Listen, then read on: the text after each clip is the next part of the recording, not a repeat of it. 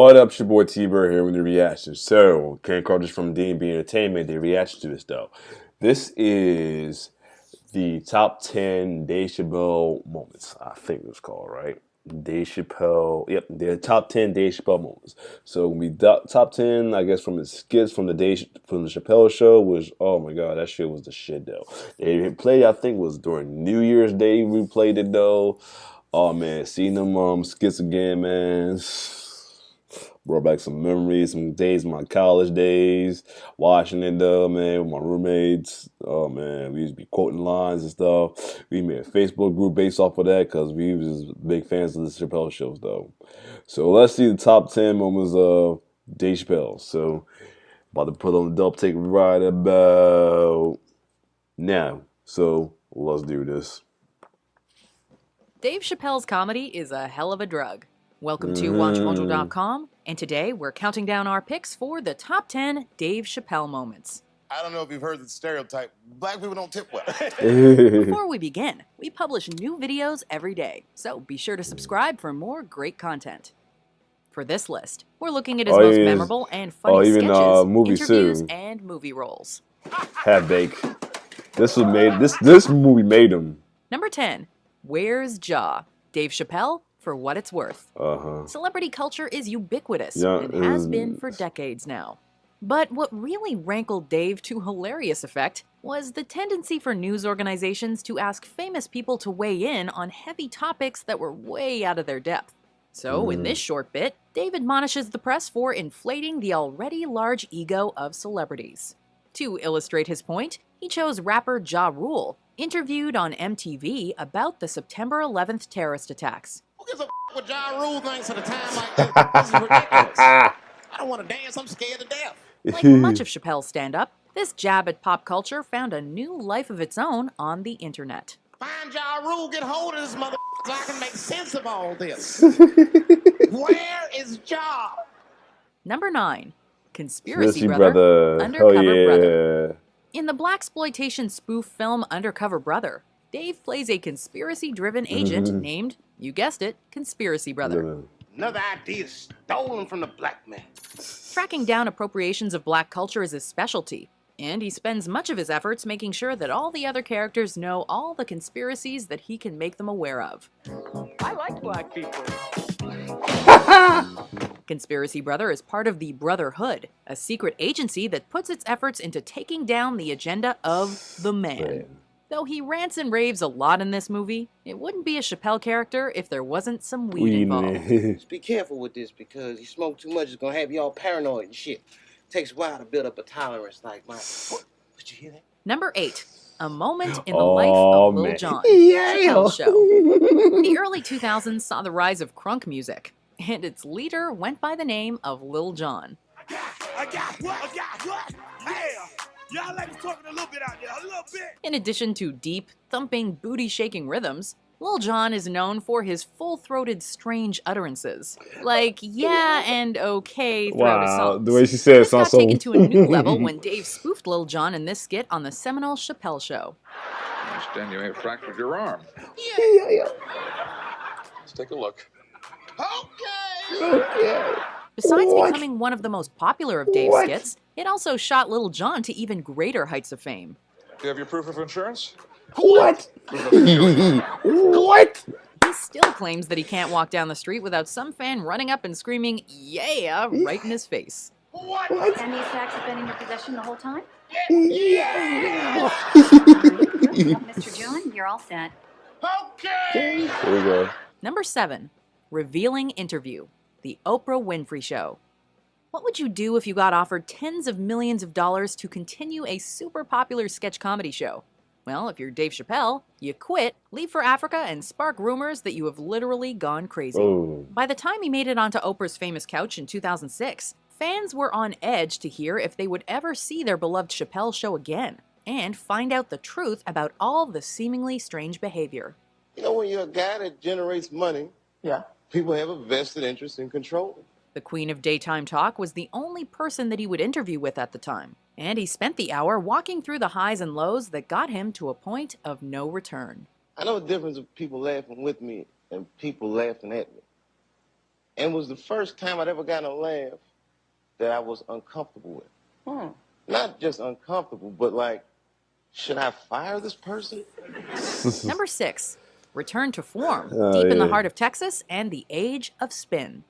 After some time away from TV, Dave Chappelle culminated his return to fame with a vengeance in 2017, with 2 stand-up comedy specials released by Netflix.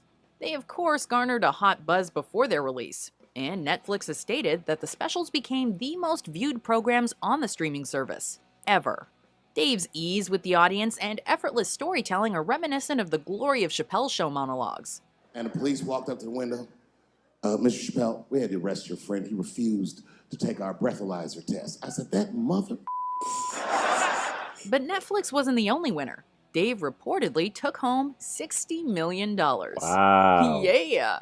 That's some Number money 5, right there. Thurgood Jenkins, Sir Smoke-A-Lot, Oh, Half-Baked. shit.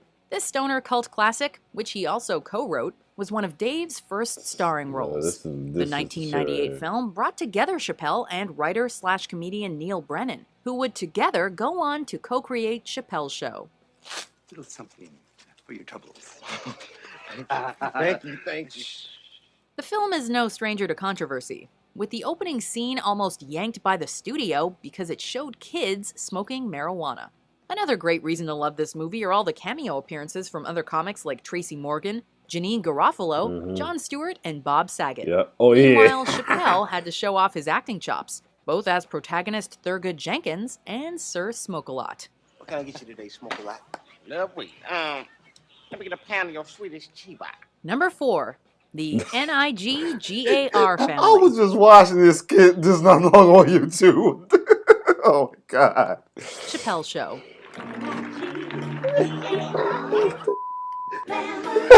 This famous skit is a spoof I was of a just watching this skit 1960s too. Andy Griffith-style sitcom that stars a family with an unfortunate last name. Look at this little bundle of joy. She's got those lips. I know. Wrapped in this uncomfortable sequence is the social question of the use of the N-word and the effect that it would have if it were just another name. Jenny has a date tonight with a boy from school. What? Oh, God, no. No, Daddy, that's his name. Timmy. Oh, of course. For some viewers, it raised questions about racial versus racist humor, and it certainly pushed the limits of what you could get away with on television. For others, it was a damn funny skit that proved that we were all taking things a bit too seriously. And it's my favorite family to deliver milk to. Number 3, Men and Women. Oh, yeah. Dave Chappelle, Killing Me Them Softly. This bit comes from Dave's Killin' Them Softly special, a fan favorite performed at the Lincoln Theater in Washington, D.C. in 2000. Chivalry is dead, and women killed it. This stand-up set is seen as a turning point in Dave's career, pointing him towards superstardom. Men have nice cars. Not because they like nice cars, because they know women like nice cars. Oh, man. Although Dave is known for his racial humor, this skit is a departure, instead focusing on the craziness between men and women, and the things that people go through to have relationships. Every page you turn, you start feeling fatter and uglier, and you feel like your clothes aren't good enough. And the magazines have you forgetting how beautiful you are. And that's what happens. Now look what happens. This was another look at cool, calm, and collected Dave, on stage and easily working an audience. Number 2, Election Night skit, God. Saturday Night Live. Election Night 2016 was quite the emotional roller coaster in the U.S. At a time when the country was riven by partisanship and anger, Dave was one of the first to get people to laugh at an intense situation. Guys, we're about to have our first woman president. Like, this is gonna be a historic night. This election night skit highlights the surprise and dismay of Hillary supporters who weren't anticipating Donald Trump's win. Oh my God. I think America is racist. Oh my God. As the night goes on, more and more states are called for Trump, and the election night gathering turns from happiness to disbelief to depression. Plus, bonus, surprise guest, Chris Rock. God, this is the most shameful thing America has ever done. Before we unveil our number 1 pick, here are some honorable mentions. Give me 2 times. That's better. 3 times. That's right. 2 from both nuts. That's not Mad Real World. This is Making a Band. Oh god, they messed it up. That's not Mad Real World. This is Making a Band. You trying to get some of this hot fire? Tastes like athlete's foot. I feel sick, but I'm not really high. Then I looked in the mirror. Number 1. Oh Rick James, shit. Chappelle Show. I should have been. It should have been time between Rick James and Prince, but R.I.P. Yes, it's the skit, bitch. Chappelle's hilarious R.I.P. outsized Murphy. turn as the couch disrespecting funk legend Rick James birthed catchphrases and memes galore. Yo, niggas. Yo, gosh. The skit, part of castmate Charlie Murphy's True Hollywood Stories segment, also included the real Rick James busting out his classic line, pun intended, about drug use. Cocaine or drug. The quotability of the skit made it prime shareable and viral content for the burgeoning internet hype machine. And while Rick James passed in 2004 and Charlie Murphy in 2017, this bit of peak Chappelle remains forever alive. I'm Rick James. I'll pick them both. Do you agree with our picks? Check out these other great clips from Watch Mojo and subscribe for new videos every day. Man, Chappelle show was the shit, man, for real. Man, it messed up with the honorable mention though. That was he's supposed to be dial-on from the Making the Band, but they said Mad Real World. I don't want anybody mention that in the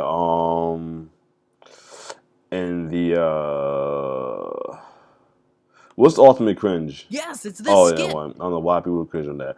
I don't want anybody mention in the comment that he messed up calling Mad Real World Making the Band Mad Real World. Oh yeah, The Walking Dead one that made the skit. I thought that should have been honorable mention list when he did The Walking Dead. That was too funny. Yeah, he was Negan. Oh, Wayne Brady. Oh yeah, I'm like wondering why. I thought it was gonna be in there too. Well, either way, man, it was a good countdown though. Could have been slightly better. I mean, like I said, Wayne Brady should be in at least some type of making. But other than that, if you like my reaction, like, share, subscribe to my YouTube channel. You like my Facebook page. It's your boy T-Bear signing off. One love.